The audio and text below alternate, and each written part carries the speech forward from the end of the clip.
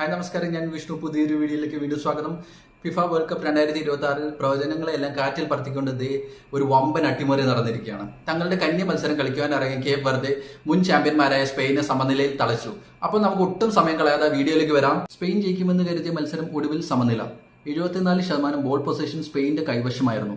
Cape വെർദെക്ക് വെറും 26% മാത്രം. പന്ത് എപ്പോഴും സ്പെയിന്റെ കാലുകളിലായിരുന്നിട്ടും 27 തവണ ലക്ഷ്യത്തിലേക്ക് അടിച്ചിട്ടും ഒരൊറ്റ ഗോൾ പോലും വീണില്ല. സൂപ്പർ താരം ലാമിൻ യാമൽ വന്നിട്ടും കാര്യമുണ്ടായില്ല. ഇവിടെയാണ് കേപ്പ് വെർദെയുടെ ഗോൾ കീപ്പർ വൊസിൻഹ രക്ഷകനായത്.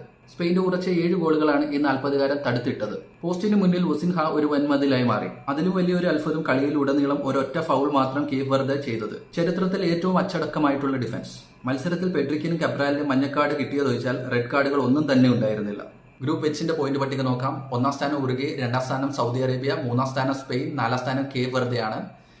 എല്ലാ ടീമുകൾക്കും ഓരോ പോയിന്റ് വീതമാണ്. തുടർന്നുള്ള ഫുട്ബോൾ അപ്ഡേറ്റ്സിനായി ചാനൽ ഇപ്പോൾ തന്നെ സബ്സ്ക്രൈബ് ചെയ്യൂ. അപ്പോൾ നിങ്ങൾക്കുള്ള അടുത്ത ചോദ്യം ഇതാ: ഈ ഗ്രൂപ്പിൽ നിന്നും ഏതൊക്കെ ടീമുകളായിരിക്കും അടുത്ത റൗണ്ടിലേക്ക് ക്വാളിഫൈ ആവുന്നത്?